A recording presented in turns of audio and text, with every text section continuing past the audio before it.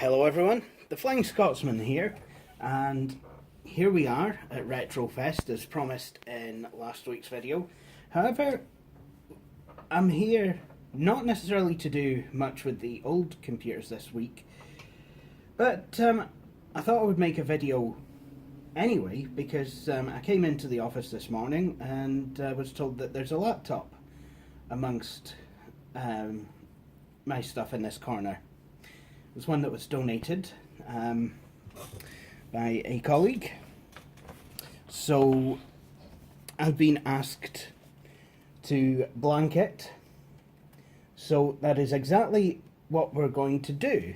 Now, this machine is a Samsung RV510, and it looks like some of the plastic is kind of worn on this side of the machine. Don't know how much, if any, I'll be able to wipe off, but certainly give it the old college try right now, I guess, because we do have some cleaner here.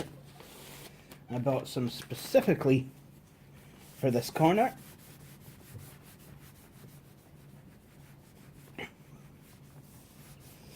Now I can kind of feel it, I think, start to come away a bit, but I'm not sure how much of that is just the lid becoming slippery. I mean, this does tend to be a wee bit off-putting, but and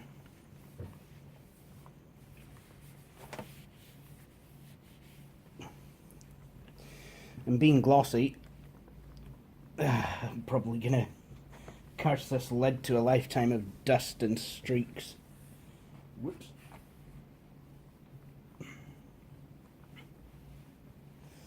But it certainly does seem to be working. Probably could do what it's doing is getting a dry tea towel or something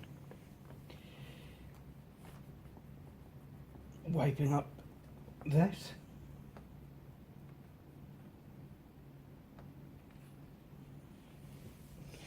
There we go.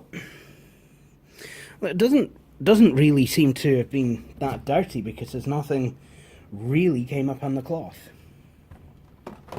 But you know, I mean, it's good to give these a wee bit of a clean down anyway, just to be on the safe side. Does look as though this machine has been taken care of.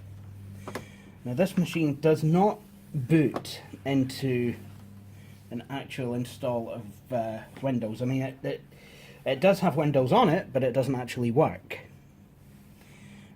So what I'm going to attempt to do is use one of the many methods I've found on the internet to invoke the recovery partition. If not, I do have my ThinkPad T430 way in the corner. It's folded up, but it is set up.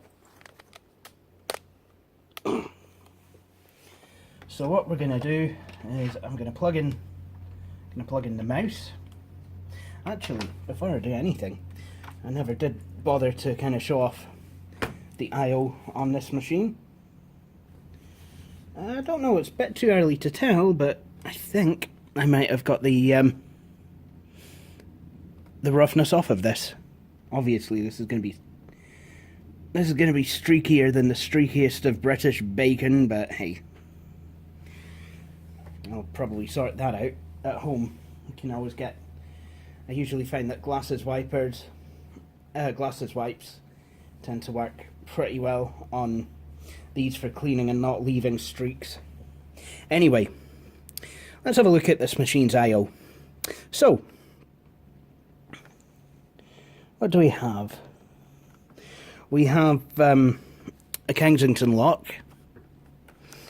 We have DC-in, VGA out, but it doesn't have the screws. We have Ethernet.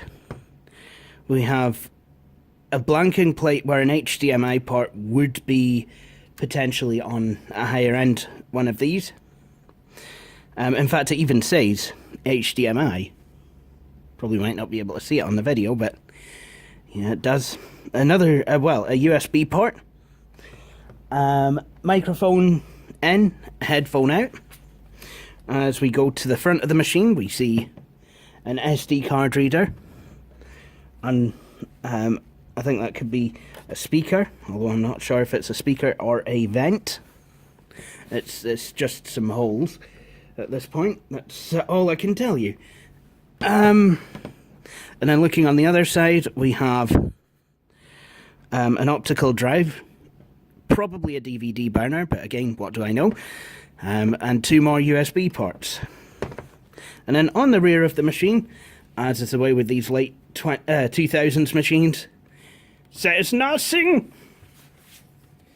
Just the battery.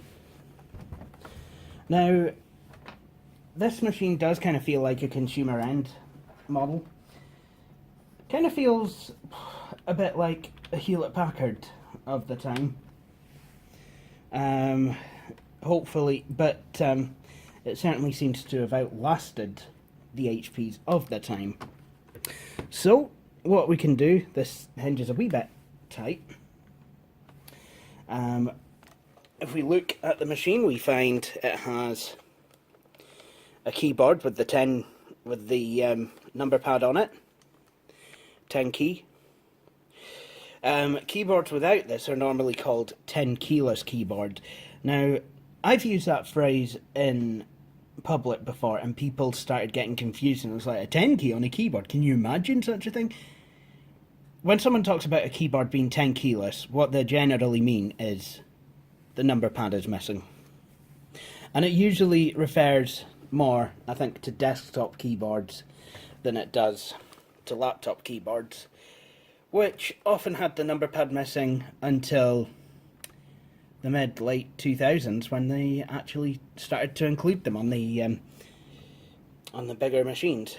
Anyway, we have at the bottom we have a mouse pad, and we have Windows 7 and Intel Pentium stickers. Now, I'm not sure what kind of Pentium this is. If it's kind of i-series based Pentium or a Core 2 based Pentium. But I'm sure we will find out in due course. Anyway, let's hit the power button. I'm going to press the escape key.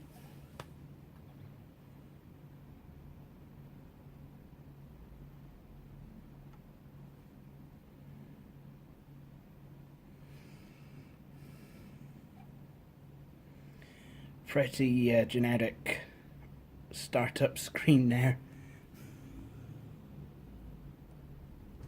Oh, wait a minute. It's actually saying F4 for recovery. I didn't see that when I booted. So, this is what we'll do. We will recover the system. It refuses to boot anyway into Windows, so drive needed formatted.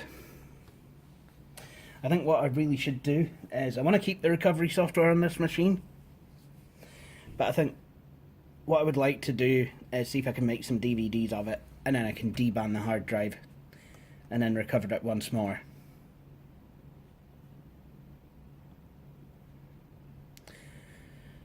Samsung Recovery Solution 5.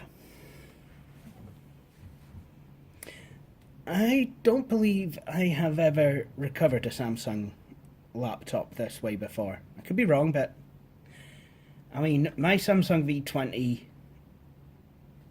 the Sen, S-E-N-S, Sense V20, it came with actual installation discs. But then, I think that was more of a business machine. Anyway, okay, thank you for using Samsung Recovery Solution 5, blah, blah, blah, blah, blah, blah. Do you agree? Your information will obviously be sold off to gangsters of unknown origin, because I don't want to discriminate on this channel. Just going to be sold to gangsters. I know I'm discriminating against gangsters now. Anyway, we've got 3 options. Restore. Restores a computer when a problem occurs with the computer. You can restore Windows files, user data, or the entire Windows drive. Backup or system software. If you move the mouse pointer over a button, you can see a brief description. This function enables reinstalling or backing up the device driver application necessary for system operation. So I'm gonna click on restore. I think I'm gonna go complete restore. Restores the entire Windows drive to an install status or previously saved state. All personal data on the Windows drive will be deleted. Data restore. Restores backed up files or folders. Complete restore.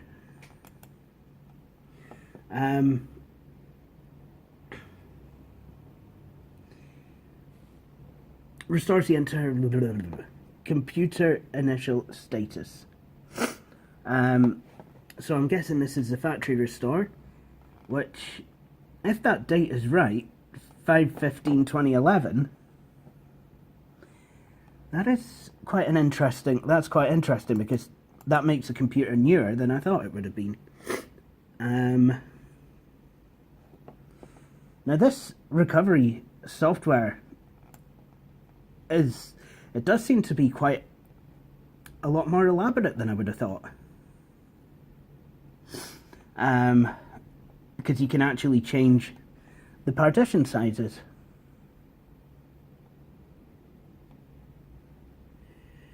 I wonder if I can... Drive D requires at least 38.62, and there is no drive D or drive D is smaller. The following functions will be unavailable. Restore all content, all contents of drive C to drive D. Restore to the last backup when the computer is not working properly. Jings.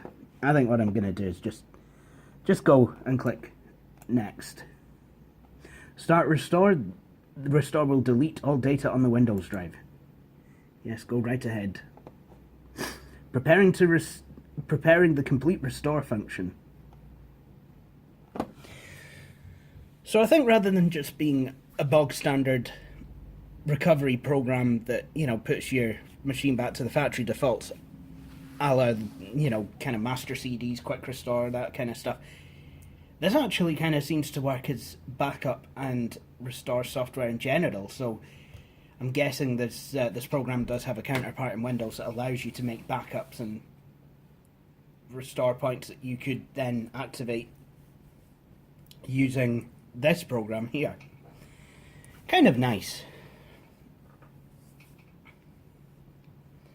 But I'm guessing a lot of people wouldn't have known how to use this feature. And, you know, I do worry that it would possibly, you know, I do worry about, does it let you actually delete the initial restore point? Because I know that would be, that wouldn't be the best thing in the world if that was the case.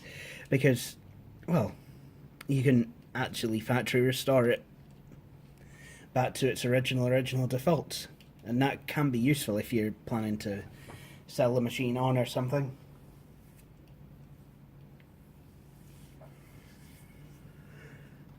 Anyway, rather than me just sitting here and yammering away about different restore programs, I'm just gonna jump cut here. Thanks to the magic of video editing, I'm back a lot sooner than I should have been. The restore is completed and the system will be restarted. Since the initial environment settings are configured with the restart, do not shut down the system by force. It may take 10 minutes or more, depending on your computer model. So I'm guessing this is where it does the WinPrep thing, which a lot of these consumer grade and even business grade machines did. It does seem to be quite a common thing for machines from this kind of period. Although I think those days are away once again with the Windows 8/Windows 10 inbuilt recovery system that OEMs seem to be using these days. Which actually just goes ahead and restores all the programs during Windows 10's actual setup. To be fair though, that does take a while as well, so yeah. Especially the reset phase.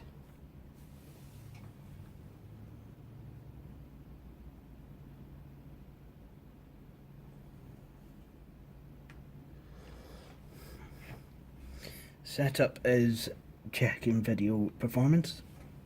It'll be quite interesting to see what does happen from here on out. Is it going to do the win preppy type thing, or is it just going to drop me into the out-of-the-box experience? Because I have had Hewlett-Packards where if you did the regular restore, it wouldn't do win prep.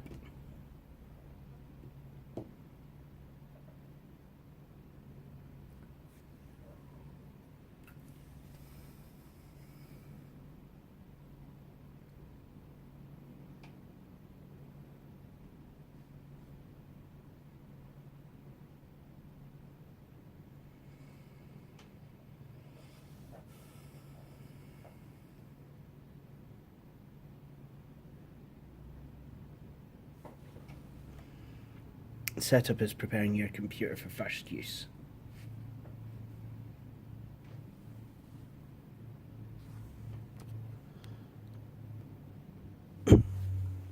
Okay, it seems to have just dropped me at the out-of-the-box experience. Oh, isn't that nice? Okay, starting setup in English.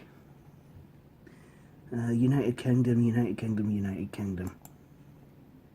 Yeah, I wish I could change these values to Scotland. Put my name in. J.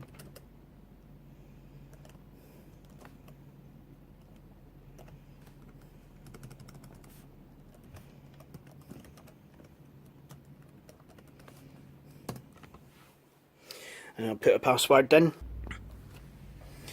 Okay, so that's me run through the wizard, the out-of-the-box experience. And for some reason I've came over all tired, or at least been overcome with an overwhelming urge to want to yawn. I don't understood. Or maybe I just didn't get enough sleep. Oh well, moving on.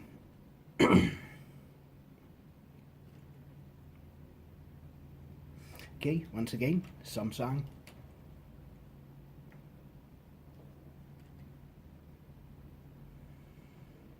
See, I find that Samsung laptops have always been a wee bit of a mixed bag. Because some people say that they're extremely reliable, and some people say that they're extremely unreliable.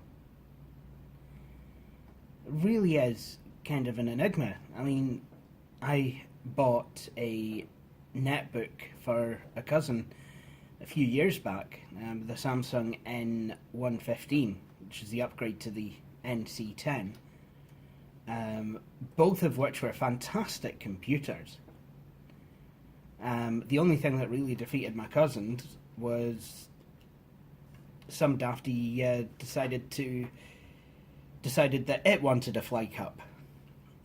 Unfortunately, it turns out it doesn't really like tea as much as we do.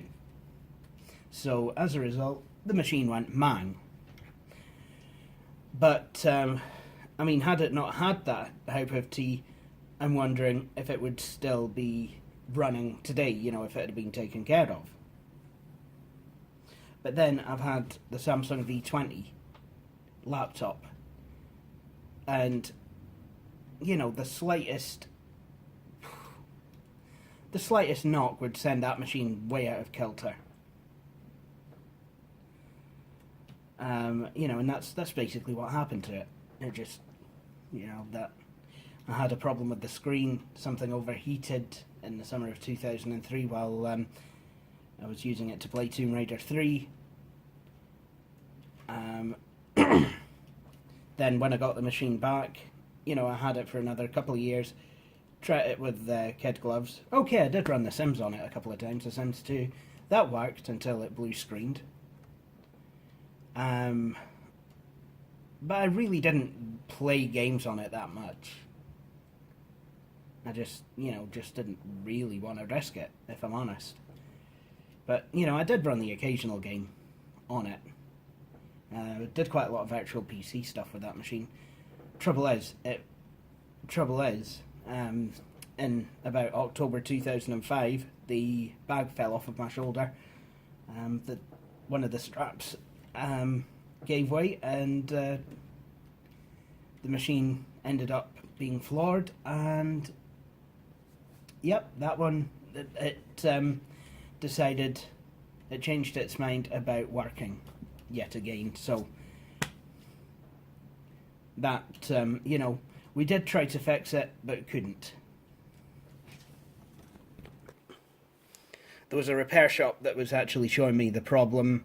There was a screen cable. It would work if he held it in place with a screwdriver, but otherwise, nada. So I'm guessing something on the motherboard went mang. So yeah, that was the end of that machine.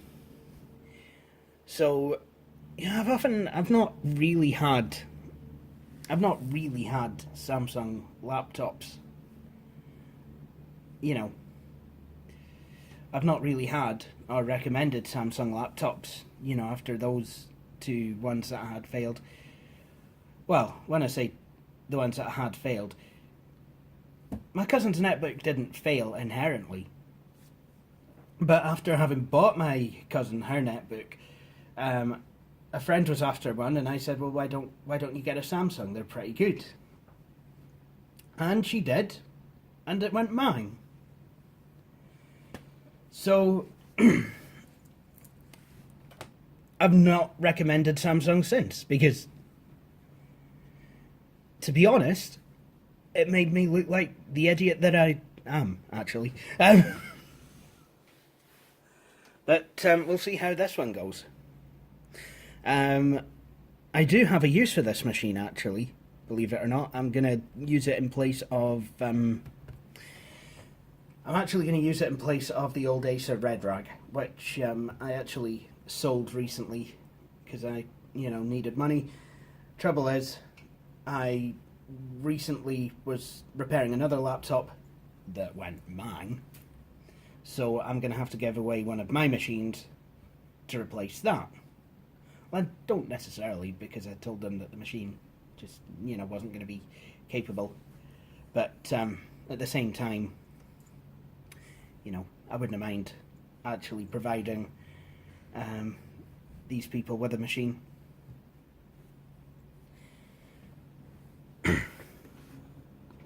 So apparently it's actually doing the...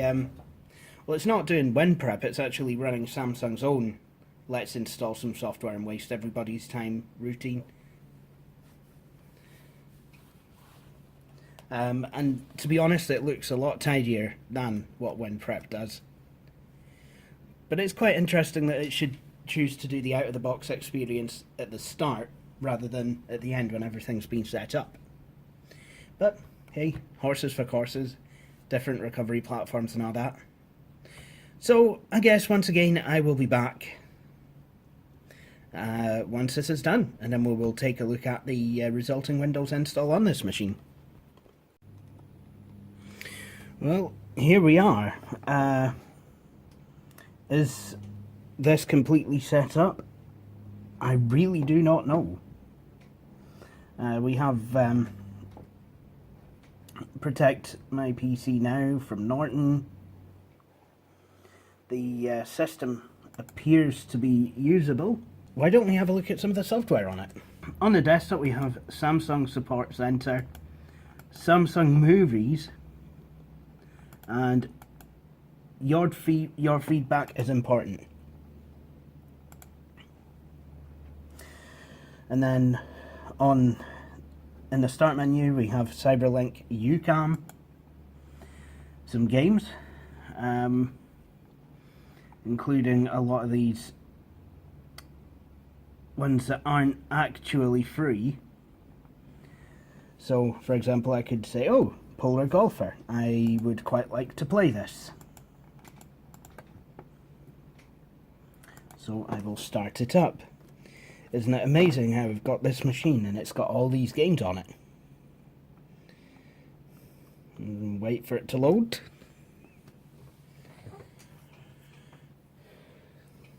I've got an even better idea. Why don't we continue to wait for it to load?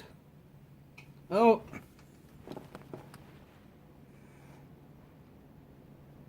Wild tangent, and you can see already where this is going.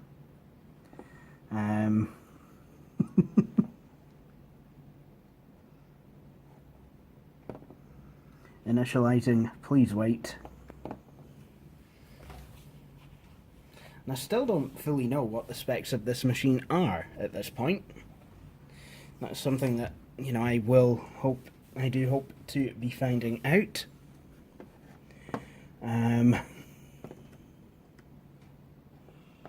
Oh, come on, man. Okay, so, a window came up that didn't look too dissimilar from an older version of iTunes.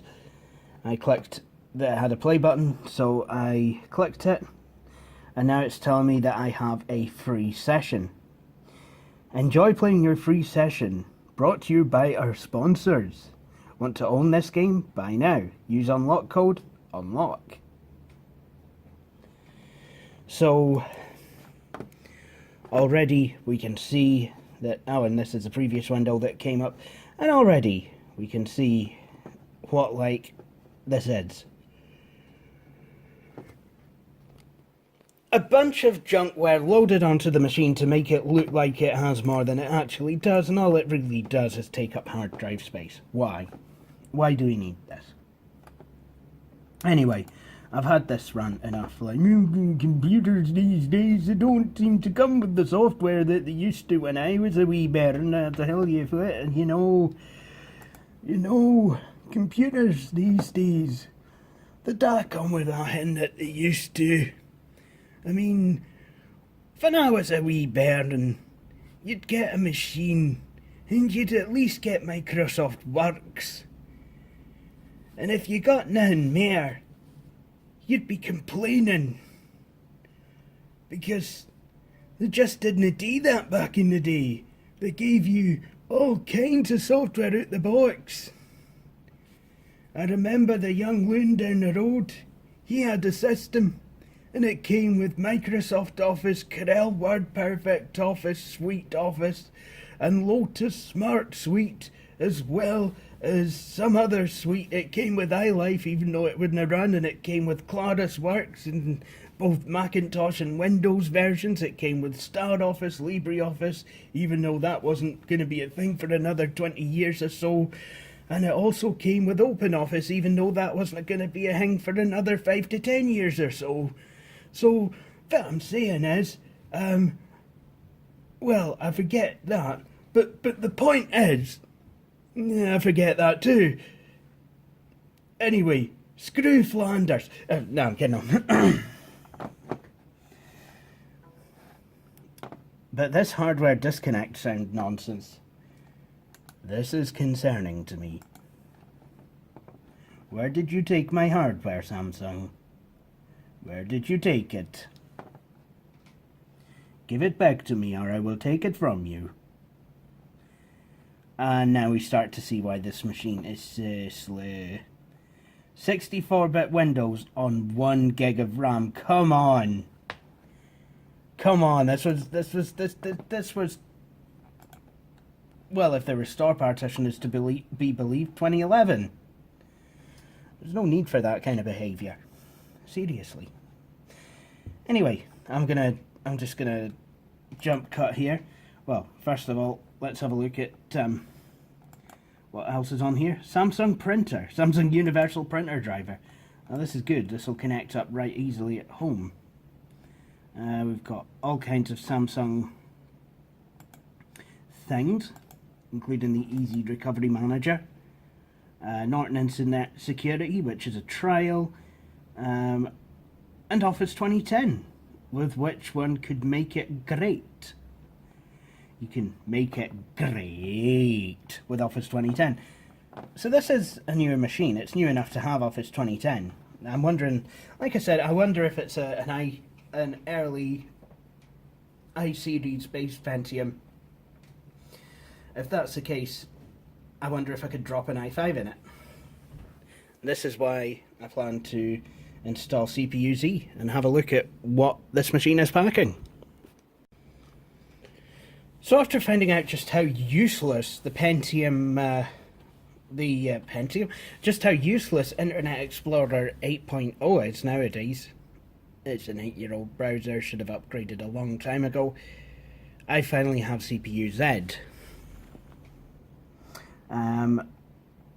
Turns out this is a Penryn CPU. Pentium dual core T4500 at 2.30 GHz. So not too awful bad.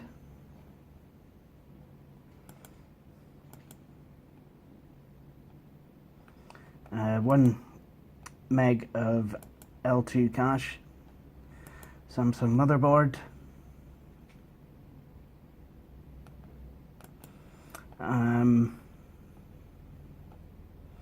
Let's have a look at the memory. DDR3, and it's in single channel mode. So let's have a look. Slot 1, slot 2.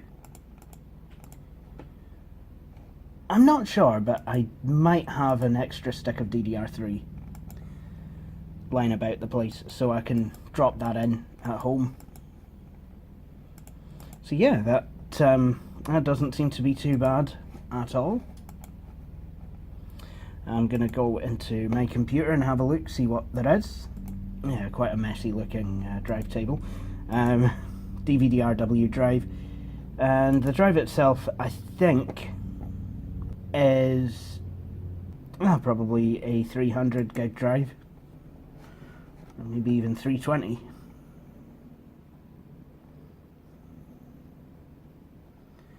Pentium dual core T4500 at 2.3 GHz. Not a bad little machine. I mean, you can tell it was kind of a low ender, but yeah, it does look like a 320 gig drive.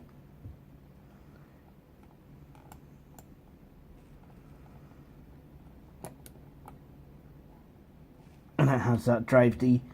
So what I think I'm going to do is have the Windows 7 install plus Linux install. Something like Debian or Ubuntu. Something like that. I will certainly have a go with something with gedit. See if I can edit the hard disk's partition table in a way that I actually quite like. Should be quite easy. Anyway, I think with that, I think I can end this video here. So, there we go. The Samsung RV510. Thank you for watching this video. If you enjoyed it and would like to see more, please consider subscribing to the Flying Scotsman YouTube channel. If you're looking for more things The Flying Scotsman, you can also follow the Flying Scotsman YouTube channel Facebook page and follow me on Twitter. To see my latest video, click on the link within the browser window. In the meantime, thank you for watching and please do feel free to join me for my next video. Cheery bye.